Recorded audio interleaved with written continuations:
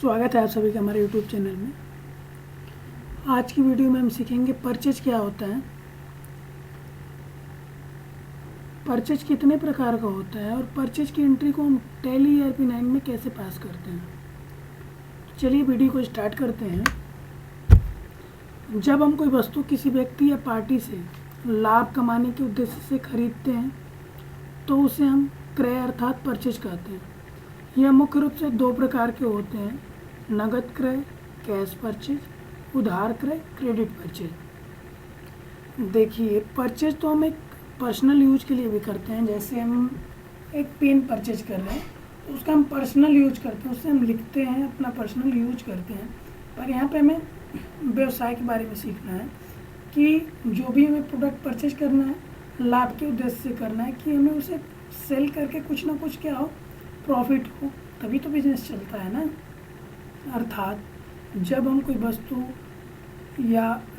वस्तु किसी व्यक्ति या पार्टी से लाभ कमाने के उद्देश्य से खरीदते हैं तो उसे हम क्या कहते हैं, परचेज कहते हैं। और जो परचेज होते हैं मुख्य रूप से कितने प्रकार के होते हैं, दो प्रकार के होते हैं, कैश और क्रेडिट। चलिए जानते हैं कैश परचेज क्या होता है। जब हम कोई वस्तु किसी व्यक्ति या पार्टी से खरीदते हैं और उसका भुगतान तुरंत कर देते हैं तो इस प्रकार के क्रय को नगद क्रय अर्थात कैश परचेज कहते हैं। जैसे आप मार्केट में गए, आपके पास पैसे अवेलेबल हैं, आपने कोई प्रोडक्ट परचेज किया और उसका पेमेंट आपने तुरंत कर दिया, तो इस प्रकार के क्रय को हम कैश परचेज कहते हैं। जैसे मोहन से 5,000 का नगद माल खरीदा। अब यहाँ पे एक चीज़ आप देख सकते हैं कि आपको यहाँ देखने को मिल रहा होगा नगद। ये क्या मिल रहा है, नगद। नगद या नकद दो ऐसे शब्द होते हैं जो कैश ट्रांजैक्शन के इर्द गिर्द घूमते रहते हैं। अगर जो नकद या नगद शब्द आपको नहीं दिखे तो आप उस ट्रांजैक्शन को कैश ट्रांजैक्शन नहीं मानेंगे, क्योंकि जो भी कैश ट्रांजैक्शन होता है वहाँ पे नकद या नगद शब्द इंक्लूड होता है। जैसे सीता से 15,000 का नगद माल खरीदा, तो यहाँ पे नगद है तो परचेज कैश है, नगद नहीं है तो कैश नहीं है। बात करते हैं उधार क्रय अर्थात क्रेडिट परचेज क्या होता है। जब हम कोई वस्तु किसी व्यक्ति या पार्टी से खरीदते हैं और उसका भुगतान तुरंत ना करके कुछ दिनों बाद या कुछ महीनों बाद करते हैं तो इस प्रकार के क्रय को हम उधार क्रय कहते हैं। जैसे हम मार्केट गए, हमारे पास पैसे अवेलेबल नहीं है, हम दुकानदार से बोलते हैं भैया आप हमें प्रोडक्ट तो दे दो, हम इसका पैसा आपको क्या करेंगे, कुछ दिनों बाद दे देंगे, एक आध हफ्ते बाद हम आपको पैसा दे देंगे। तो दुकानदार क्या करता है, हमें सामान दे देता है और हम एक आध हफ्ते बाद क्या करते हैं, उस दुकानदार का पैसा उसे वापस कर देते हैं। तो इस प्रकार के क्रय को हम क्रेडिट परचेज अर्थात उधार क्रय कहते हैं। एग्जाम्पल में देखिए, जैसे मोहन से 60,000 का माल खरीदा। अगला एग्जाम्पल राकेश से 45,000 का माल खरीदा। अगला एग्जाम्पल अमित से 55,000 का माल खरीदा। अब अगर जो आप यहाँ पे कंपेयर करना चाहें कैश और क्रेडिट परचेज को, तो कंपेयर करके देख सकते हैं कि अगले एंट्री में क्या था, मोहन से नगद माल खरीदा था 5,000 रुपये का, पर यहाँ पे क्या है, मोहन से 60,000 रुपये का माल खरीदा। यहाँ पे कहीं भी आपको नगद या नगद शब्द देखने को नहीं मिल रहा है, जिससे ये साबित होता है कि ये जो ट्रांजैक्शन है वो क्या है, उधार है, क्रेडिट है। तो जिस एंट्री में हमें नगद या नगद शब्द देखने को ना मिले तो इस प्रकार के ट्रांजैक्शन को हम क्रेडिट ट्रांजैक्शन अर्थात उधार क्रय कहते हैं। अब चलिए हम जानते हैं टैली ERP9 में इस एंट्री को हम कैसे करते हैं, क्या क्या ज़रूरतें होती हैं। चलिए हम चलते हैं टैली ERP9 पे। आप देख सकते हैं हम टैली ERP9 पे आ चुके हैं।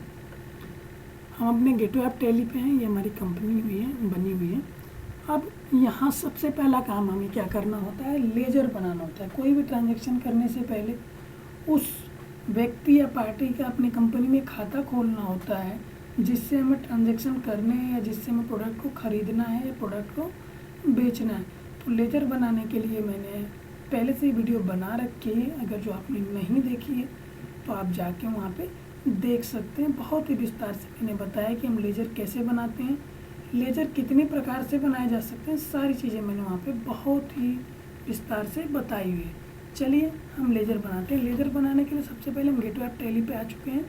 यहाँ पे अकाउंट्स इन्फो का ऑप्शन दिखाई देता है। अकाउंट्स इन्फो के बाद हमें यहाँ लेजर का ऑप्शन दिखाई देता है और हम क्रिएट को सेलेक्ट करते हैं। क्रिएट को सेलेक्ट करते ही लेजर क्रिएशन विंडो ओपन हो जाती है। यहाँ पे हम उस पार्टी का नाम, उसका अंडर, उसका एड्रेस, सारी चीज़ें फिल करते हैं। मैंने पहले से ही लेजर बना रखा है, मैं आपको अल्टर में दिखा देता हूँ।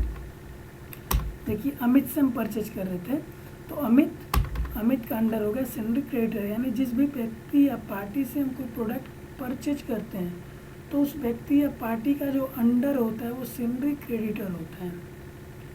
यहाँ पे इसका एड्रेस का कंट्रोल ए कर लीजिए, ऐसे एक्सेप्ट करा लीजिए। अगला लेजर हमने बनाया है मोहन का।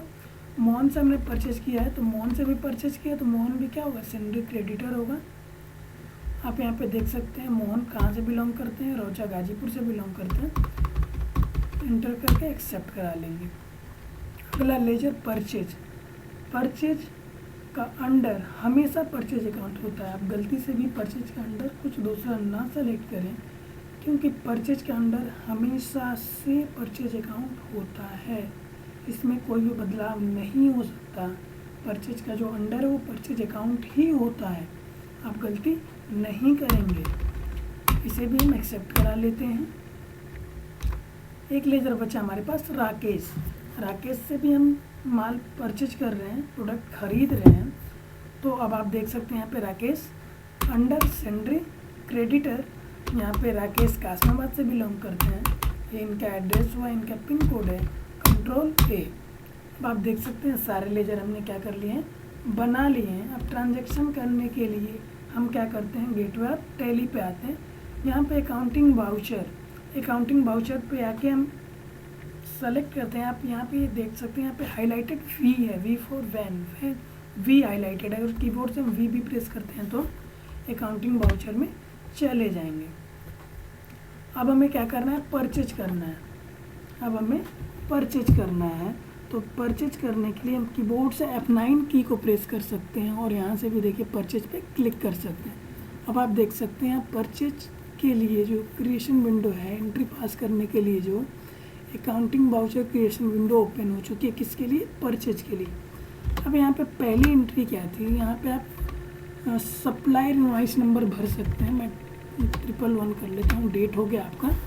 अब यहाँ पे क्या है, मोहन से 5000 का नगद माल खरीदा था। जब हमने आपको बताया था कि जब हम नगद परचेज करते हैं तो यहाँ पे हमें किसी भी पार्टी से कोई मतलब नहीं होता। यहाँ पे हमें पार्टी नेम में क्या सेलेक्ट कर लेना है, कैश। यहाँ पे हम परचेज कर रहे हैं, कैश परचेज करें कितने का, 5000 का। अब आप देख सकते हैं ये नगद परचेज था, कैश परचेज था। मोहन से 5000 का नगद माल खरीदा था, तो नगद के लिए पार्टी नेम में कैश, परचेज में परचेज। अब यहाँ से हम कंट्रोल ए कर सकते हैं, यहाँ पे नरेशन लिख सकते हैं, being goods purchase to Ram, अगर आप नरेशन लिखना चाहें तो, नहीं तो एंटर करके इसे एक्सेप्ट करा लीजिए। ये तो कैश परचेज का एग्जांपल था जो हमने नगद खरीदा था।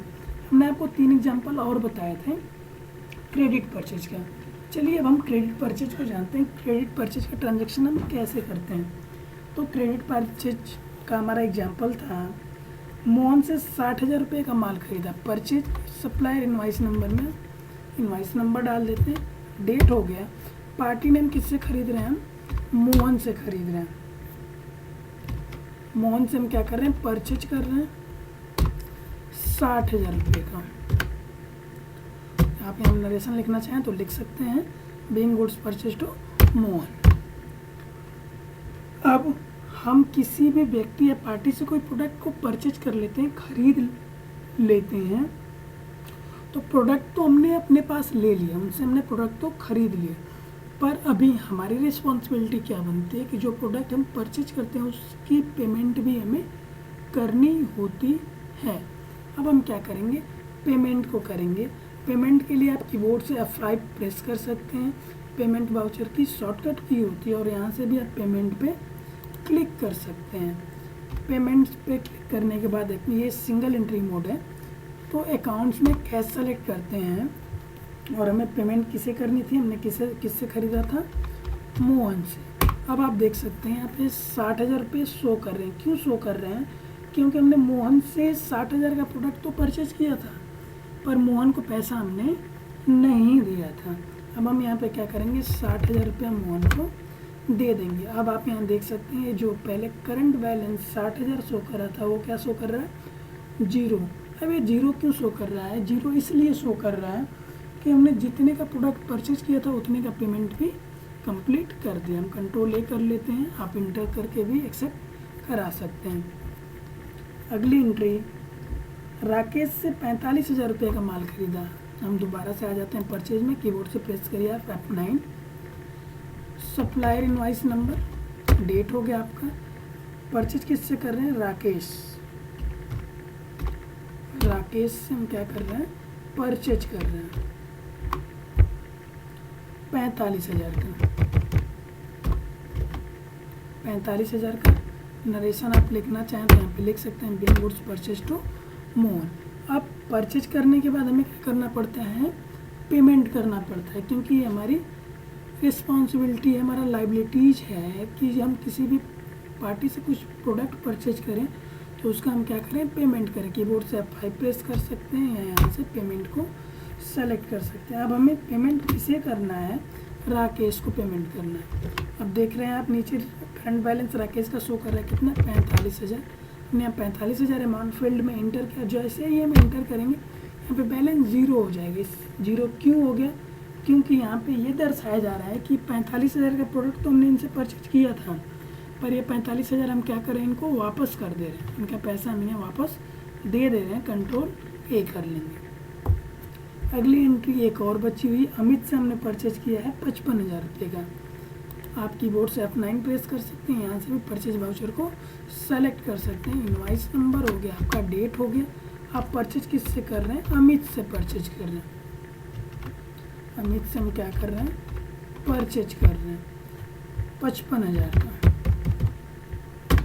55,000 का हमने अमित से परचेज कर लिया। एंटर करिए।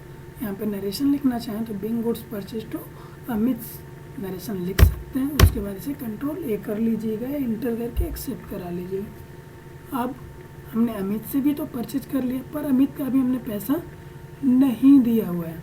अब हम आएंगे अमित यहाँ पे पेमेंट पे, कीबोर्ड से F5 भी प्रेस कर सकते हैं और यहाँ से पेमेंट पे क्लिक कर सकते हैं। कैश, हमें पैसा किसे देना है, अमित को देना है। कितना देना है,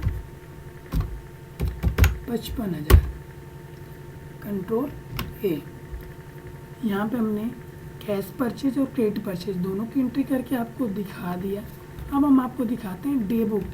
डे बुक वो स्थान होता है जहाँ पे हमारे द्वारा किए गए ट्रांजैक्शन दिखाई देते हैं। अगर हमें इससे कोई गलती हो जाती है तो हम डे बुक में जाके उसे सुधार सकते हैं। डे बुक में आने के लिए हम आते हैं डिस्प्ले, यहाँ पे हमें डे बुक दिखाई देता है। अब आप देख सकते हैं हमने परचेज किया है, कितना परचेज किया है। देखिए यहाँ पे हम डिटेल्ड व्यू देखने के लिए Alt F1 प्रेस कर सकते हैं।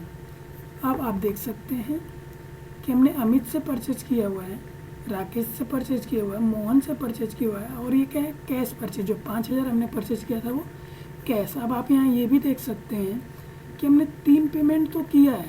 किसका किसका पेमेंट किया है, मोहन का, राकेश का और अमित का, पर ये कैश वाला पेमेंट हमने नहीं किया। ये क्यों नहीं किया हमने, क्योंकि नगद हम परचेज करें, हम तुरंत पेमेंट करके परचेज करें। ये नहीं कि हम प्रोडक्ट हम आज लेके जा रहे हैं और पेमेंट 10 दिनों बाद कर रहे हैं, इसीलिए वहाँ पे हमने पेमेंट नहीं किया है। कैश परचेज की पेमेंट नहीं होती है क्योंकि हम वहाँ पे तुरंत ही पैसा दे देते हैं। ये रहा हमारा डे बुक। अगर जो इस डे बुक में से हमें कुछ भी सुधार करना हो, जैसे इस पेमेंट में अमाउंट हमने गलत लिख रखा है तो अमाउंट हम यहाँ से चेंज करके और इसे हम एक्सेप्ट करा सकते हैं। कोई भी गलती हो जाए एंट्री में तो हम उसे डे बुक से सुधार सकते हैं। ये तो रहा डे बुक। ये हमारा ट्रायल बैलेंस। ट्रायल बैलेंस हमारा कितना आ गया, 1,65,000। इसे भी डिटेल व्यू में देखने के लिए आप Alt + F1 प्रेस करेंगे तो डिटेल्ड व्यू में हमारा परचेज शो करने लगेगा। यहाँ current liabilities, salary creditors, current assets, cash in hand और परचेज के अमाउंट शो कर रहा है। आज की वीडियो में हमने जाना परचेज क्या होता है या कितने प्रकार के होते हैं, टैली में परचेज के लिए लेजर कैसे बनाते हैं और टैली में परचेज का ट्रांजेक्शन कैसे करते हैं। अगर आपको वीडियो अच्छी लगी हो तो चैनल को सब्सक्राइब करें, वीडियो को लाइक करें और अपने दोस्तों के पास शेयर करें ताकि उन्हें भी जानकारी मिल सके। Thank you for watching me.